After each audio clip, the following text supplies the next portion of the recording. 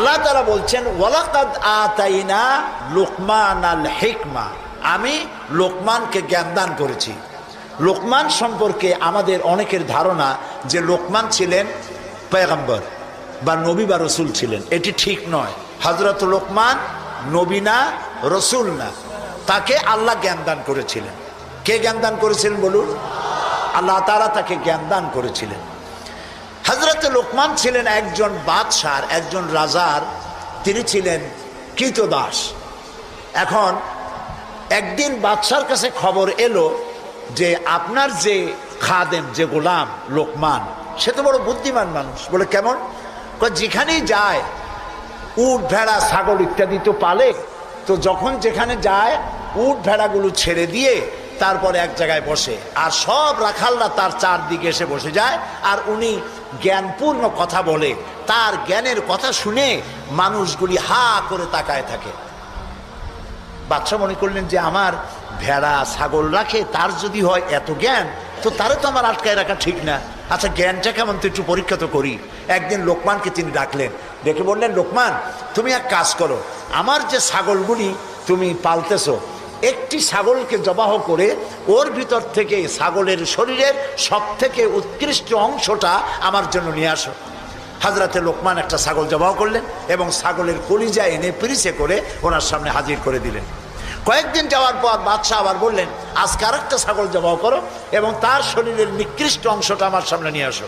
লোকমান আরেকটা ছাগল জবাহ করলো এবং ওই ছাগলের কলিজাটা পিরিচে করে এনে হাজির করে দিল। বাদশাহ বলল, আমি শুনছিলাম তোমার নাকি অনেক জ্ঞান, এই বুঝি জ্ঞানের পরিচয়। আমি যেদিন চাইলাম, প্রথম বললাম সব থেকে উৎকৃষ্ট জিনিস আনো, তুমি কলিজা নিয়ে আসলা। সব থেকে নিকৃষ্ট জিনিস চাইলাম, তখনও তুমি নিয়ে আসলা কলিজা। তোমার জ্ঞানের পরিচয় তো পাইলাম না। লোকমান বললেন, হযরত লোকমান হাকিম বললেন, জাহাপানা, আপনি আমার মধ্যে জ্ঞানের পরিচয় কি পেয়েছেন পান নাই সেটা বড় কথা না। বড় কথা হলো এই, শুধু মানুষ না, প্রত্যেক প্রাণীর মধ্যেই আল্লাহ তাআলা একটা জিনিস দিয়েছেন। সেই জিনিসটা যদি ভালো হয় তাহলে প্রাণীটা ভালো। অর্থাৎ মানুষের মধ্যে, প্রাণীর মধ্যে ভালো যদি কোনো জিনিস থাকে তার নাম দিল, তার নাম কলিজা। আর খারাপ যদি কোনো জিনিস থাকে তার নাম দিল, তার নাম কলিজা। এখন লক্ষ্য করুন, লোকমান যে কথা বললেন 1000 বছর আগে, নবী করিম সাল্লাল্লাহু আলাইহি সাল্লাম 1000 বছর পরে পৃথিবীতে এসে সেই একই কথাই বললেন। একই কথাই বললেন। রাসূল কি বললেন? আল্লাহর নবী বললেন, ইন্না ফিল জাসাদে মুদগাতান, মানুষের শরীরের মধ্যে এক টুকরা গোশত আছে। গোশত টুকরা ভালো, গোটা শরীর ভালো। গোশত টুকরা খারাপ, গোটা শরীর খারাপ। আলা ওয়াহিয়াল কালব, সেটা হলো হৃৎপিণ্ড, সেটা হলো কলিজা। তাহলে লোকমান যে জ্ঞান পাইছিলেন, যে জ্ঞানের দ্বারা তিনি এই কথা বললেন, সেই জ্ঞানটা কার ছিল? বলেন কার? আর রাসূল যে জ্ঞান পেয়েছিলেন সেই জ্ঞানটা কার? কাজী আল্লাহর পক্ষ থেকে যে জ্ঞান আসে সেই জ্ঞানের কথা একরকম হয়, কিন্তু বুদ্ধিজীবী, দার্শনিক, তাদের কথা এক হয় না। বিজ্ঞানীদের কথাও এক হয় না। বিজ্ঞানের তো একটা থিওরি এরকম আছে যে বিজ্ঞানের কোনো থিওরি ফাইনাল নয়। বুদ্ধিজীবীদের কথাই ধরুন, কার্ল মার্কস বলেছেন মানুষ পেট সর্বস্ব জীব। আলফ্রেড বলেছেন মানুষ সেক্স সর্বস্ব জীব। আবার ডারউইন এসে বললেন, এগুলি তোমরা যা বলো একটাও ঠিক না, মানুষ মোটে মানুষই না। বলে মানুষ কি? মানুষ হলো বান্দর। তো চিন্তাবিদ, বুদ্ধিজীবী, দার্শনিক, তাদের কথায় মিল নাই, নবীদের কথায় মিল আছে না নাই? বলেন, জোরে বলেন, আছে না নাই? আপনি কি এইরকম একজন দুইজন নবীর খবর জানেন? এক নবী বলেছে আল্লাহ এক, আর একজন বলেছেন বেশি হইতে পারে, নাউজুবিল্লাহ। শুনেছেন এরকম? একজন বলেছে মৃত্যুর পরে আরেকটা জীবন আছে, কবর আছে, হাসর আছে, বিচার আছে, সিরাত আছে, মিজান আছে, বেহেশত আছে, দোজখ আছে। আর এক নবী বলছেন নাও থাকতে পারে। এরকম হয়েছে? হয় নাই। আদম আলাইহিস সালাম থেকে মুহাম্মদ সাল্লাল্লাহু আলাইহি সাল্লাম পর্যন্ত সমস্ত নবীদের কথা কয় রকম? স্লোগান কয়টা? সব নবীদের স্লোগান একটি, আর তাদের সবার কথা এক। কারণ তাদের কাছে যে কথা এসেছে একটি অফিস থেকে এসেছে। অফিসটা কার? চিল্লায় বলুন। সমস্ত নবীদের স্লোগান এক ছিল। আদম আলাইহিস সালাম থেকে শুরু করে বিশ্ব নবী মুহাম্মদ রাসূলুল্লাহ সাল্লাল্লাহু আলাইহি ওয়াসাল্লাম পর্যন্ত সব নবীদের স্লোগান ছিল লা ইলাহা ইল্লাল্লাহ, লা ইলাহা। লা ইলাহা ইল্লাল্লাহু মুহাম্মাদুর রাসূলুল্লাহ। সুতরাং দেখা গেল আল্লাহ রাব্বুল আলামিনের থেকে জ্ঞান যারা পায় তাদের কথার মধ্যে কোনো বৈপরীত্য হয় না। হযরতে লোকমান বললেন, এই যে কলিজার কথা, দিল, কাল, হার্ট, এটা ভালো সব শরীর ভালো, এটা খারাপ সব খারাপ। মন যদি ভালো হয় হাত ভালো কাজ করবে, বলেন ঠিক কিনা? হাত ওজনে কম দেবে না, মন ভালো ওজনে কম দেবে না, হাত খাদ্যে ভেজাল দেবে না। সুস্থ দিল কাকে বলে? আল্লাহ রাব্বুল আলামিন বলেন, আল-ইয়াওমা লা ইয়ানফাউ মালুন ওয়ালা বানুন ইল্লা মান আতাল্লাহা বিকলবিন সালিম। এটি হলো সুস্থ দিল। সেই কিয়ামতের দিনে মাল, ধন, সন্তান, সন্ততি কোনো কাজে আসবে না, শুধু উপকারে আসবে প্রশান্ত আত্মা নিয়ে। কেউ যদি প্রশান্ত কাল্ব নিয়ে কেউ যদি আল্লাহর দরবারে উপস্থিত হয়, সেই দিলটা কাজে লাগবে। এইটা হলো সুস্থ দিল। অসুস্থ দিল কোনটা? ফি কুলুবিহিম মারাদুন ফাযাদাহুমুল্লাহু মারাদা। তাদের দিলের মধ্যে ছিল একটি রোগ, সেই রোগকে আল্লাহ আরো বৃদ্ধি করে দিলেন। অসুস্থ দিলের নমুনা কি? ওয়াজ ভালো লাগে, সিনেমাও খারাপ লাগে না, মসজিদও ভালো লাগে, কীর্তনও খারাপ লাগে না। এই যে দুইটা ভালো লাগে, এটি হলো অসুস্থ দিল। এটার নাম কি? আছেন আমাদের সমাজে, কয় যে হুজুর ওয়াজ শুনতে খারাপ লাগে না, কিন্তু গান যখন শুনি তাও মজা লাগে। মসজিদও ভালো লাগে, সিনেমাও খারাপ লাগে না। আছেন এরকম লোক? আছে। এটা কেন? এটা হলো এই জন্য যে ইমানের মধ্যে জং ধরে গেছে। সাপে যদি রাত্রে কামড়ায়, রাতের বেলায় সাপে কামড়াইছে, ওজার কাছে যায় লোকেরা। মোমেন শাহীতে ওজা আছে না? ওজার কাছে যায়, যে বলে সাপে কামড়াইছে। এখন ওজা প্রথমে টেস্ট করবে যে সাপটা বিষধর সাপ না বিষহীন সাপ। সাপ তো দুই রকম আছে। যে সাপে কামড়াইলে তাৎক্ষণিকভাবে লোক মারা যায়, ওই সাপরে মোমেন শাহীতে কি বলে? কি বলে? গোখরো সাপ। আর যেটা দেখতে খুব রং ছং মোটা টোটাও আছে কিন্তু কামড়াইলে কিছু হয় না, ওইটা কি? জোড়া সাপ। এখন জোড়া সাপ না গোখরো সাপ কামড়াইলে কোনটায় দেখে তো নাই। এটা বোঝার জন্য ওঝা করে কি, সাপে দংশিত ব্যক্তির জিহ্বায় উপরে লবণ এবং ঝালওয়ালা মরিচ এগুলো দিয়ে দেয় জিহ্বার মধ্যে। যদি সে বলে পানি পানি লাগে, যত মরিচ দেয় তত কয় পানি পানি লাগে, তাহলে বুঝতে হবে বিষধর সাপে দংশন করেছে। আর যদি সে বলে যে ঝাল লাগতেছে, লবণ লাগতেছে, তাহলে বুঝতে হবে যে জোড়া সাপে কি করছে? দংশন করেছে। এটি হলো সাপ যদি বিষধর হয়, তো বিষধর সাপের বিষে সর্বপ্রথম যে কাজটা করে সেটা হলো জিহ্বার স্বাদকে নষ্ট করে দেয়। মানুষের ইমানের জন্য সব থেকে বিষাক্ত সাপ হলো শয়তান। এ যখন মানুষকে ওয়াসওয়াসা দেয়, আর শয়তানের ওয়াসওয়াসা যখন মানুষ পড়ে যায়, তখন তার ইমানের স্বাদ নষ্ট হয়ে যায়। তখন সিনেমাও ভালো লাগে, মসজিদও ভালো লাগে, ওয়াজও ভালো লাগে, গানও ভালো লাগে। এটি হলো অসুস্থ দিল। এবার মৃত্যু দিল কি? মৃত্যু দিল সম্পর্কে আল্লাহ বলছেন, ওয়ালাকাদ যারানা লিজাহান্নামা কাসীরাম মিনাল জিন্নি ওয়াল ইনস লাহুম কুলুবুন লা ইয়াফকাহুনা বিহা। মানুষ আর জিনদের মধ্যে আল্লাহ তাআলা বলেন, আমি এক শ্রেণীর রেডিমেড জাহান্নামী তৈরি হয়েই আছে মানুষ এবং জিনের মধ্যে। ওরা কারা? লক্ষ্য করুন, মৃত্যু দিল কাদের? লাহুম কুলুবুন লা ইয়াফকাহুনা বিহা, যাদেরকে আমি হৃৎপিণ্ড দিয়েছি, বিবেক দিয়েছি, সব বোঝে, আমারে বোঝে না। আছেন এরকম কিছু বুদ্ধিজীবী? বলেন আছে না? কবি আছেন এমন কিছু, সাহিত্যিক আছেন এমন কিছু। নারীর সৌন্দর্য, নারীর রূপের সৌন্দর্যের ব্যাপারে কবিতা লিখতে লিখতে কলমের কালি শেষ হয়ে যায়, কিন্তু এই সৌন্দর্য কে দিলেন তার চিনতেই পারল না। ফুলের ব্যাপারে গান লেখে, কবিতা লেখে, ফুলের রং, ফুলের গন্ধ। প্রজাপতি কে এত সুন্দর করে, কোন শিল্পী তোমার ডানায় এত সুন্দর রং দিল, তার গান তৈরি করে, কিন্তু প্রজাপতির রং কে দিল আরে খুঁজে পায় না।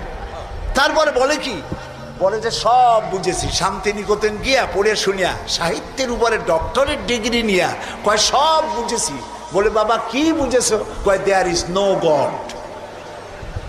সারা জীবন বসে বুঝলো যে প্রভু বলতে কেউ নাই, আল্লাহ বলতে কেউ নাই। বলে নাউযুবিল্লাহ, লাহুম কুলুবুন লা ইয়াফকাহুনা বিহা।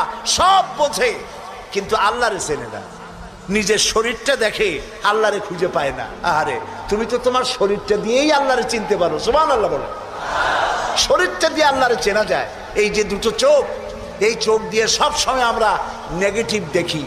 সব সময় প্রতিটি চিত্র, প্রতিটি মুহূর্তে নেগেটিভকে পজিটিভ করে দেখায় কে? কে দেখায়? সুবহানাল্লাহ। আপনি নিজের অজান্তেই চোখগুলি পলক মারে কেন?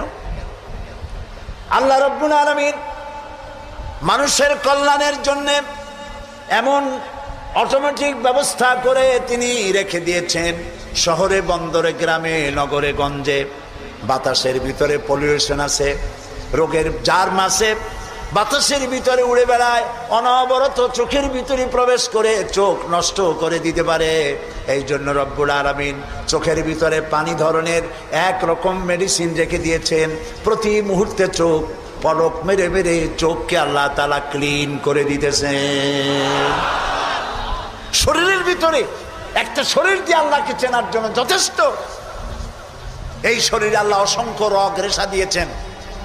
মাথা থেকে শুরু করে পা পর্যন্ত যতগুলি নার্ভ আছে সবগুলি নার্ভ ছিঁড়ে ছিঁড়ে যদি জোড়া লাগানো যায় পুরা পৃথিবী একবার ঘুরে আসা যাবে।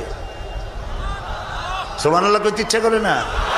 আর যদি পাশাপাশি সাজায় রাখেন 3 একর জমিন লাগবে একটা মানুষের রগ সাজায় রাখতে। এই রগগুলি দিয়ে আপনি আমি যা খাই এটাকে বলা হয় কার্বোহাইড্রেট। চাউল চাউল জাতীয় খাদ্য, আটা আটা জাতীয় খাদ্য, চিনি চিনি জাতীয় খাদ্য, আর ডাল ডাল জাতীয় খাদ্য। এই 4 প্রকারের খাদ্য হলো কার্বোহাইড্রেট। এগুলি মানুষে খাইলে পরে শরীরের ভিতরে এর থেকে রক্ত হয়, এর থেকে পেশাব পায়খানা হয়ে বর্জ্য বেরিয়ে যায়। আর যেটা রক্ত হয় সেই রক্তটাকে গোটা শরীরে প্রবাহিত করে শরীরটাকে আল্লাহ উষ্ণ রাখেন। সেজন্য এত রগ রেশা দিয়েছেন। এখন এই রক্তগুলিকে মাথা থেকে শুরু করে পা পর্যন্ত পৌঁছে দেওয়ার জন্য আল্লাহ একটা জেনারেটর রেখে দিয়েছেন বুকের মধ্যে। কন্ত বুদ্ধি করে জেনারেটর নামটা কি? মাশাআল্লাহ বুঝে ফেলেছেন। জেনারেটরের নাম হার্ট। সেটা অনবরত সিস্টোলিক অ্যান্ড ডায়াস্টোলিক এভাবে করে সম্প্রসারণ সংকোচন এরকম করতেছে। চিকিৎসা বিজ্ঞানীরা বলেছেন মানুষকে মাথা থেকে শুরু করে কাটাকাটি করে সব বুঝেছি, কিন্তু হার্ট এরকম এরকম করে কেন, এর উৎস আজ পর্যন্ত পৃথিবী খুঁজে পায় না। এটি এভাবে করে করে রক্ত ছড়িয়ে দিচ্ছে। এখন দেখেন আল্লাহর খোঁজার ব্যবস্থা। মানুষ খাইয়া খাইয়া তারপরে হার্টের মধ্যে চর্বি গিয়ে জমে। হার্টের মধ্যে যে করোনারি আর্টারির মধ্যে গিয়ে চর্বি জমতে লাগলো। হঠাৎ করে রক্ত প্রবাহ যখন বন্ধ হতে থাকে আর চলতে পারে না, তখন অ্যানজাইনা হয়, হার্টে বেদনা শুরু হয়। এই বেদনা শুরু হলে তাড়াতাড়ি ডাক্তার এনজিওগ্রাম করে তারপর দেখে কতটা নষ্ট হয়েছে। ওইটাকে যদি প্রয়োজন হয় রগ বদলাবার, তখন তাকে বাইপাস করা হয়। বাইপাস করে নতুন রগ লাগাতে হবে। এখন বলেন এই নতুন রগ কোথায়? গরুর রগ লাগাইলে হবে? বলেন ছাগলের রগ? এখন আল্লাহ রব্বুল আলামিনকে চেনা সহজ। ওই রব্বুল আলামিন এমন সুন্দর ব্যবস্থা রেখেছেন, কারো যদি বাইপাস ওপেন হার্ট সার্জারি করার যদি প্রয়োজন হয়, রগের যদি 2-4টা রগ যদি লাগে, আল্লাহ রব্বুল আলামিন মানুষের হাতের মধ্যে পায়ের মধ্যে স্পায়ার পার্টস কতগুলি রগ রেখে দিয়েছেন। ডাক্তারেরা পা থেকে হাত থেকে সেই রগগুলি নিয়ে হার্টের ভিতরে ওই রগ লাগিয়ে দিয়ে নতুনভাবে আবার রক্ত সঞ্চালনের ব্যবস্থা করে দেয়।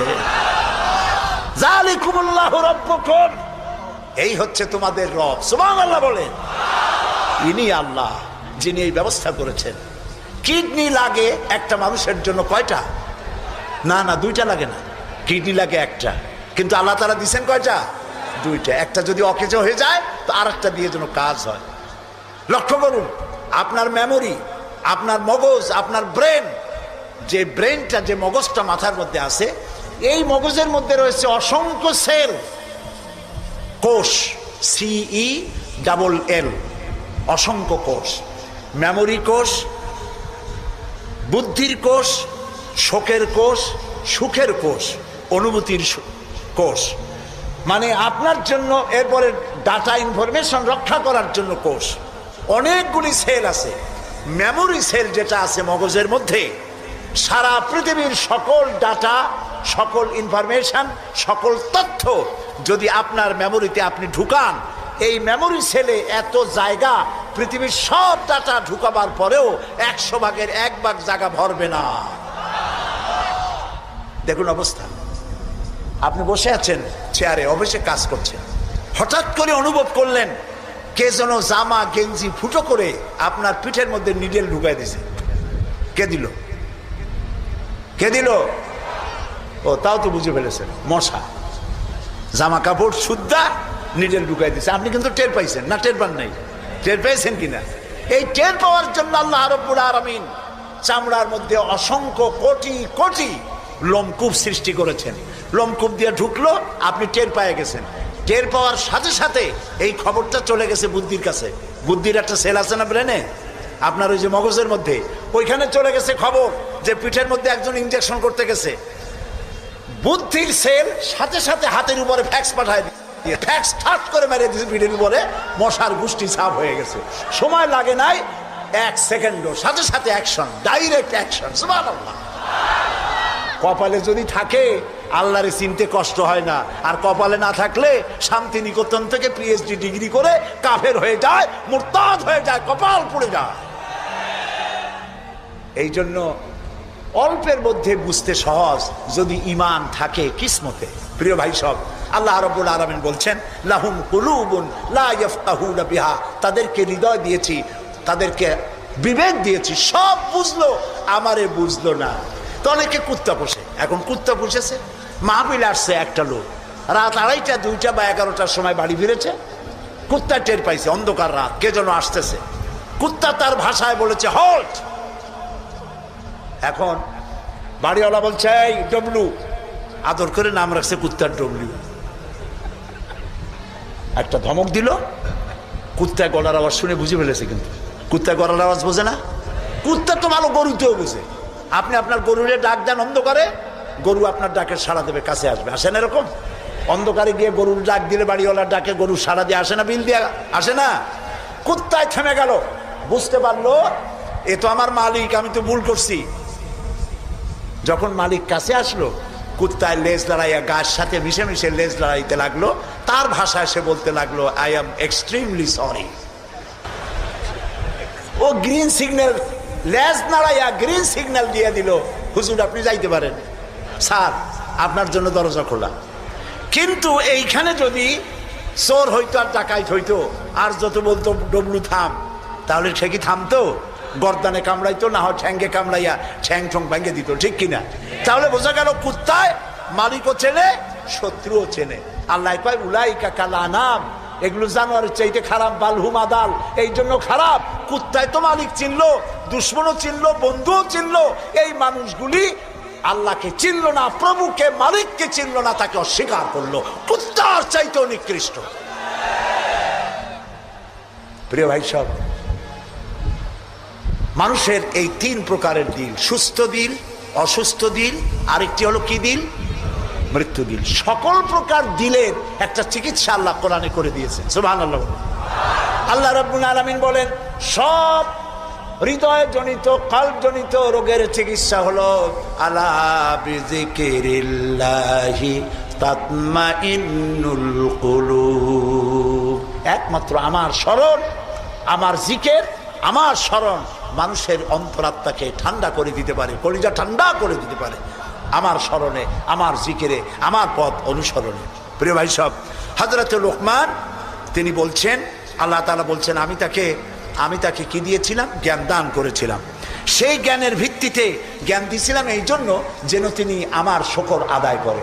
হযরত লোকমান আল্লাহর দেওয়া জ্ঞান দিয়ে শুকর আদায় করলেন এইভাবে যে তিনি আল্লাহর গুণগান, আল্লাহর তাওহীদের প্রচার শুরু করে দিলেন। সুবহানাল্লাহ।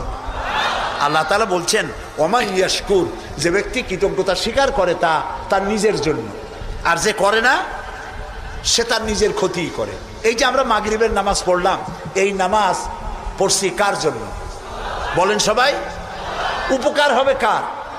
উপকার হবে আমার। এই যে মাঝে মধ্যে আপনারা আলহামদুলিল্লাহ বলেন, সুবহানাল্লাহ বলেন, এতে উপকার কি আল্লাহ না আমার? বলেন সবাই, আমার।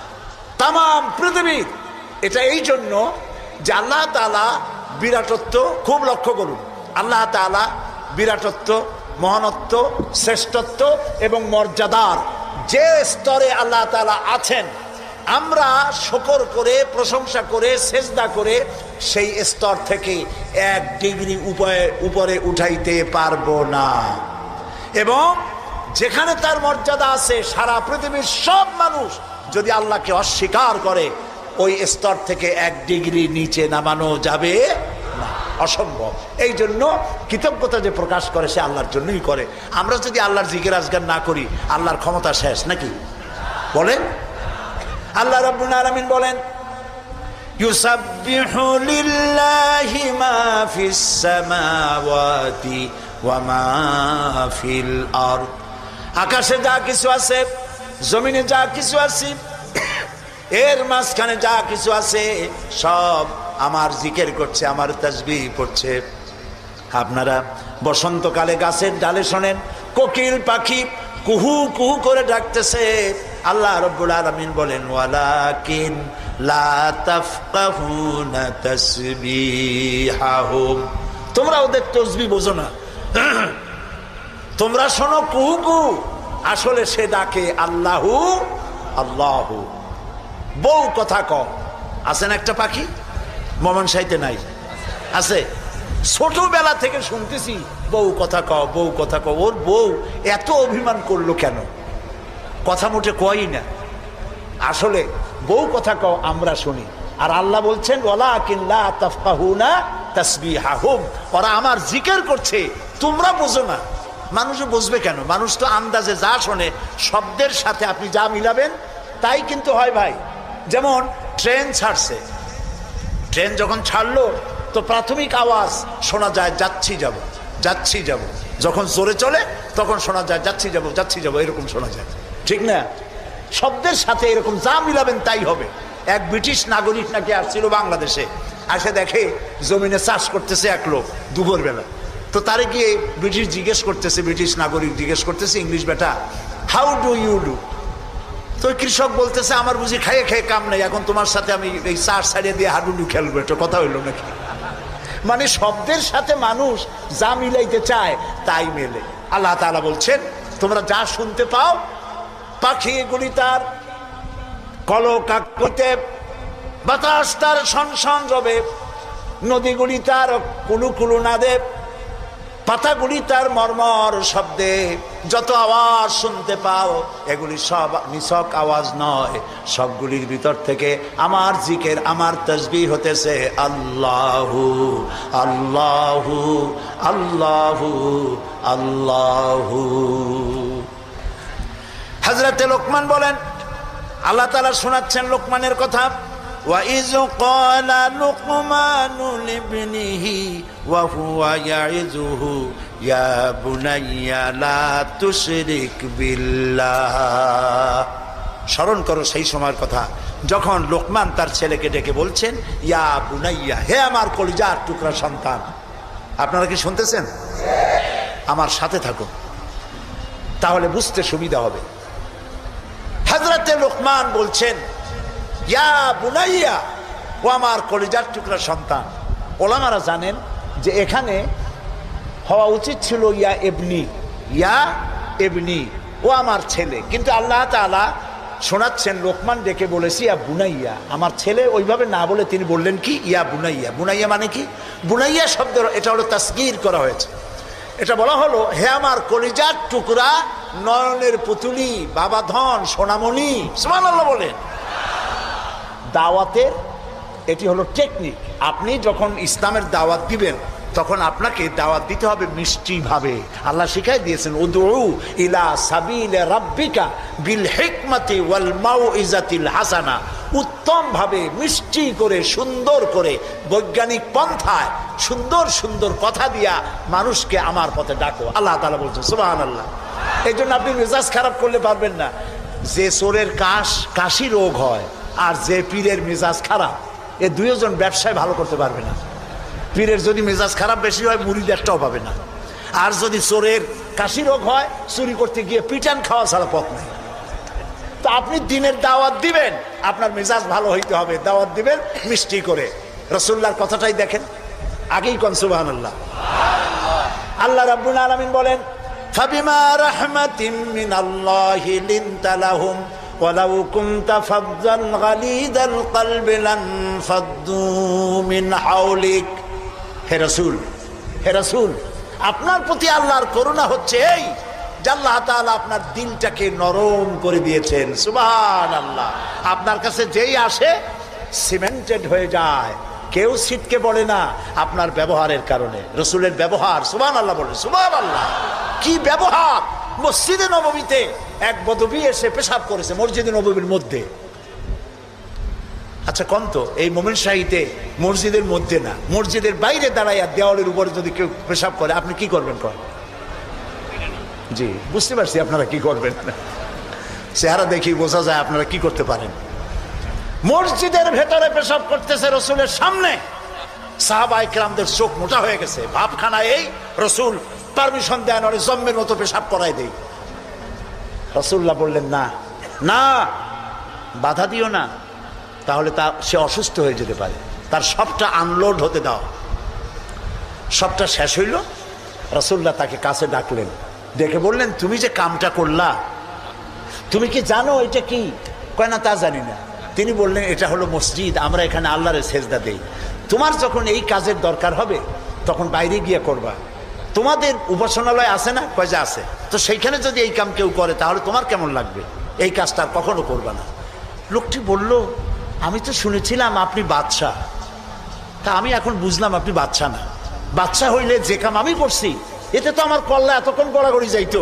আপনি তো বাদশাহ না, আপনি অবশ্যই আল্লাহর নবী, কোনো সন্দেহ নাই আমার মনের মধ্যে। এই ছিল রাসূলের ব্যবহার। রাসূলুল্লাহ সাহাবীদের দিকে তাকায় বললেন ইন্নামা বুইসতুম মুয়াসসিরিন, ও সাহাবীরা আল্লাহ তোমাদেরকে পাঠাইছেন মানুষের কাছে দ্বীনকে সহজ করার জন্য, কঠিন করার জন্য নয়।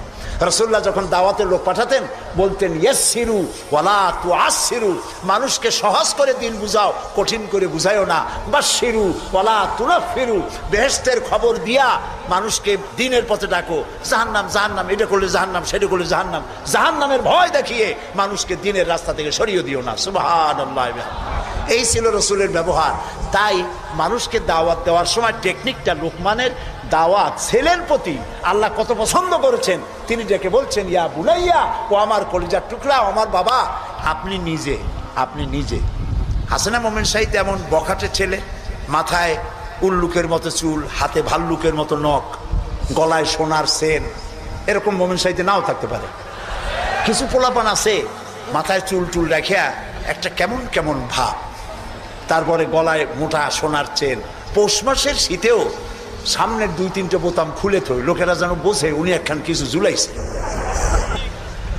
এইরকম ছেলেকে যদি আপনি তো রাগ করে আছেন, ছেলে আপনার কথা শোনে না, যদি ভাত খাওয়ার সময় ডাকেন সোনামণি, বাবা, কলিজার টুকরা, নয়নের পুতুলি, আব্বু একটু কাছে আয়, আহারে ও যত বড় খারাপ হোক আপনার পায়ের কাছে চলে আসবে। আপনি ওর কপালে একটা চুমা দেন, ওর গালে একটা চুমা দেন, আব্বু এই যে তুমি জামা কাপড় পরছো এগুলো মাইকেল জ্যাকসনের জন্য শোভা পায়, তুমি রাসূলের উম্মত, মুসলমান মায়ের পেটে আসছো, এটা তোমার জন্য শোভা পায় না, আব্বু এই কামটা তুমি করো না, আমার অসম্মান হয় সমাজে। এই কথা বললে হাজার রাত ও শোনার চাইতে আপনার এই মধুর ডাকে আপনার ছেলেকে হেদায়েত হতে পারে। হযরতে লোকমান এইটা শিখাইছেন, ইয়া বুনাইয়া, ও আমার কলিজার টুকরা সন্তান। নসিহত শুনে মনে হয় যে ছেলে খুব ছোট, কিন্তু আসলে ছোট না। ছোট ছেলের এত বড় নসিহত করা যায় না। নসিহতের গুরুত্ব বোঝা যায় ছেলে ছোট না, ছেলে বড়, কিন্তু ডেকেছেন তিনি সোনামণি বলে। যেমন আমাদের দেশে খোকা আছে, গেদা আছে। আমাদের বরিশালে পিরোজপুরে বাচ্চা ছেলেদেরকে আদর করে ডাকে গেদা, আর বেশি আদর করলে কয় গেদু। মোমেন শাহীতে কি কয়? খোকা কয় না? খোকা বা গেদা কিছু বলে তো বাচ্চাদেরকে? গেন্দা, গেন্দা তো আরো মজা। এখন গেন্দা, জি। তো খোকারে ডাক দিল, এই খোকা, গেন্দু, আরে মেহমান আসছে, একটু চাটা নিয়ে আয়। মেহমান মনে করে গেন্দু বুঝি খুব ছোট, গেদা খুব ছোট। গেদা যখন চা নিয়ে আসলো, দেখা গেল গেদা শুধু ছোটই না, শুধু নিজে গেদা না, কয়েক গেদার বাপও।